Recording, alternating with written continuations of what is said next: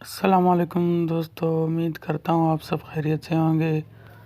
आज मैं आपके लिए 4 रिले स्टेबलाइज़र की सर्किट के कनेक्शन के बारे में वीडियो लेकर आया हूँ। ये न्यूट्रल कनेक्शन है, जहाँ से वाइंडिंग शुरू होती है ये न्यूट्रल कनेक्शन है उसका।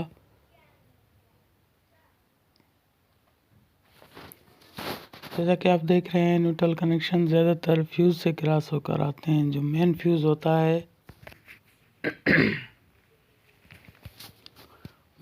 होता है वहाँ से न्यूट्रल कनेक्शन क्रॉस होकर ट्रांसफार्मर में जाता है, क्योंकि यहाँ से वाइंडिंग यहाँ से शुरू होती है और इसको न्यूट्रल कनेक्शन भी कहा जाता है और ज़ीरो पॉइंट भी कहा जाता है।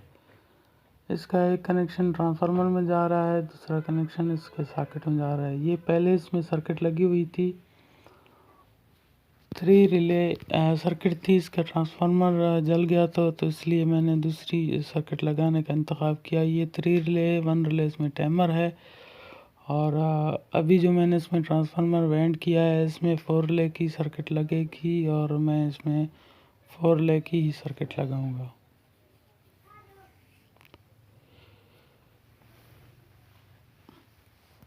तो दोस्तों, सबसे पहले ये कहना चाहता हूँ कि मेरी वीडियो को आखिर तक देखें, लाइक करें, कमेंट करें, शेयर करें, सब्सक्राइब करें और बेल आइकन को प्रेस करें।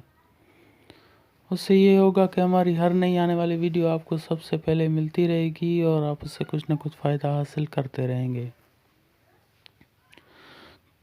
तो दोस्तों, मेरी वीडियो को दोस्तों में शेयर करें, ग्रुप में शेयर करें, व्हाट्सएप में शेयर करें और बहुत से दोस्तों में अगर शेयर करेंगे तो उनके लिए भी फ़ायदा हो जाएगा कि उनका काम कुछ ना कुछ आगे बढ़ेगा।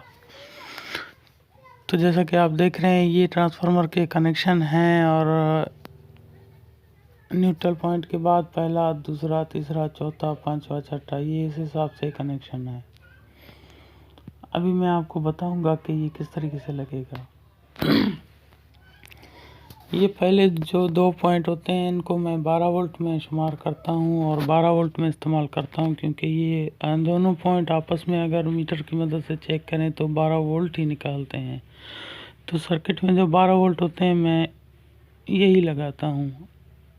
अभी जो मैंने आपको दिखाया था, न्यूट्रल पॉइंट दिखाया था, न्यूट्रल के बाद पहला पॉइंट ये है।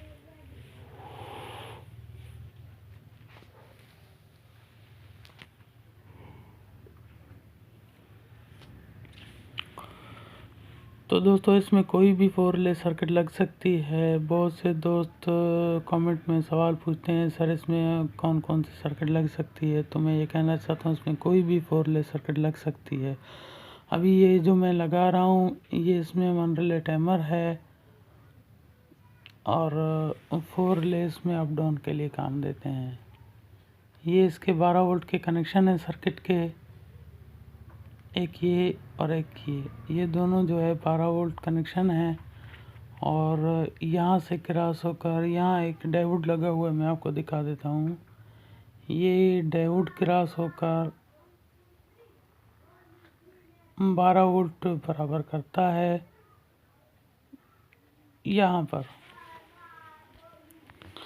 ये 2 कनेक्शन 12 वोल्ट के हैं और यहाँ पर भी तीसरा, अगर आप 12 वोल्ट जो ब्रेकर से होता है वहाँ से लगा लें भी ठीक है। या ये जो 2 12 वोल्ट होते हैं, एक तो इसका न्यूट्रल होता है और एक जिसमें रेक्टिफायर लगा हुआ है, यहाँ से आप 7812 IC को दे दें।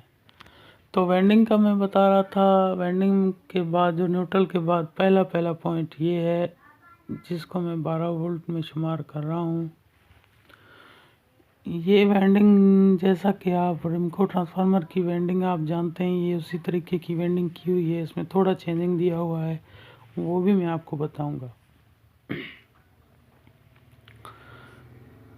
तो वेंडिंग के बाद ये दूसरा कनेक्शन,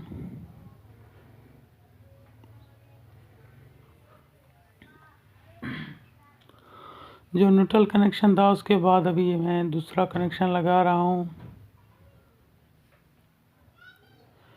और अभी जो तीसरा कनेक्शन लगाऊंगा, यहाँ पर 220 भी यहाँ पर इनपुट मिलेंगे और 100 भी यहाँ पर इनपुट, जो ब्रेकर से तार क्रॉस होगी वो भी यहाँ पर मिलेगी। और रिमको ट्रांसफार्मर में ऐसा होता है कि यहाँ पर तार नहीं लगती क्योंकि वो कुछ 1-2 चक्कर निकाल के उसके लिए 220 के लिए अलग से एक तार निकाल देते हैं, लेकिन मैं एक ही तार निकाल देता हूँ क्योंकि यहाँ पर रिले में भी लगा देता हूँ और यहाँ पर ब्रेकर की तार जो होती है 220 जो मेन होती है वो भी यहाँ पर ही लगा देता हूँ।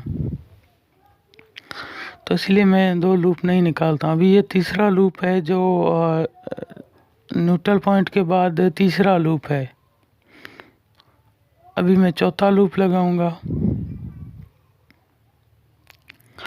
आपका कोई भी सवाल हो आप मुझसे कमेंट बॉक्स में रब्ता कर सकते हैं। मेरा व्हाट्सअप नंबर पहले भी मैंने बहुत सी वीडियो में दिया हुआ है।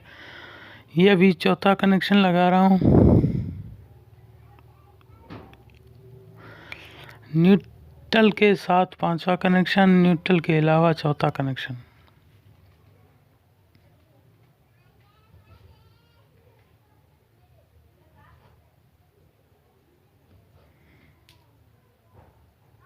अभी मैं पांचवा कनेक्शन लगा रहा हूँ।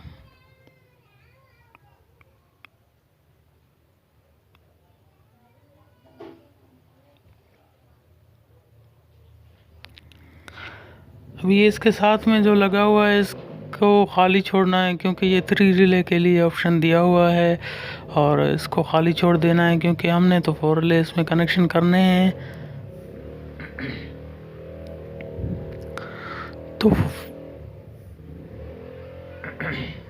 तो 4 रिले के कनेक्शन इस तरीके से होंगे जैसा कि आप देख रहे हैं। जैसा कि आप देख रहे हैं मैंने वो आपको जो एक निशान बताया जो मैंने कहा इसको छोड़ना है क्योंकि इसमें 3 रिले के कनेक्शन होने के लिए इन्होंने निशान दिया हुआ कंपनी ने। तो 4 रिले के हिसाब से हमें वो बीच वाले एक लूप छोड़ देना है जहाँ पर मैंने टांका नहीं लगाया कनेक्शन को।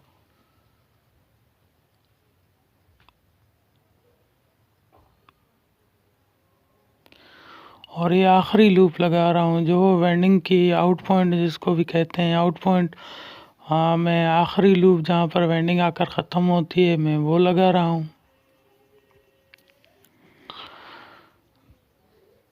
तो दोस्तों इस तरीके से इसको कनेक्शन करने हैं। इसका कनेक्शन करने का सिंपल तरीका मैंने आप सब दोस्तों को समझा दिया। मेरा एक बहुत ही अच्छा दोस्त है, हाँ, वो मुझे ज़्यादातर ये कहता रहता है कि इसके कनेक्शन के बारे में एक वीडियो बना दें। ये ब्रेकर से जो मेन तार आएगी, हाँ, वो आकर जो मैंने पहले बताई थी कि रिले में लगानी है।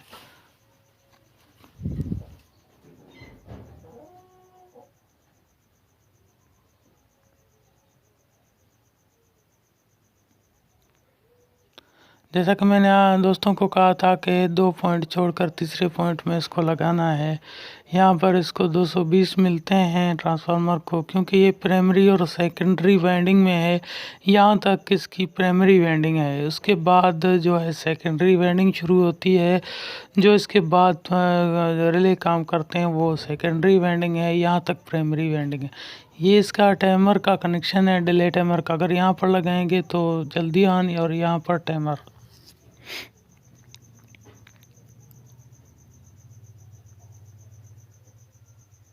तो दोस्तों उम्मीद करता हूँ मेरी ये वीडियो आपको बहुत पसंद आई होगी। आखिर तक देखने का बहुत बहुत शुक्रिया और इंशाल्लाह नेक्स्ट वीडियो में आपके साथ फिर मिलेंगे। तब तक के लिए इजाज़त दीजिए। अल्लाह हाफिज़।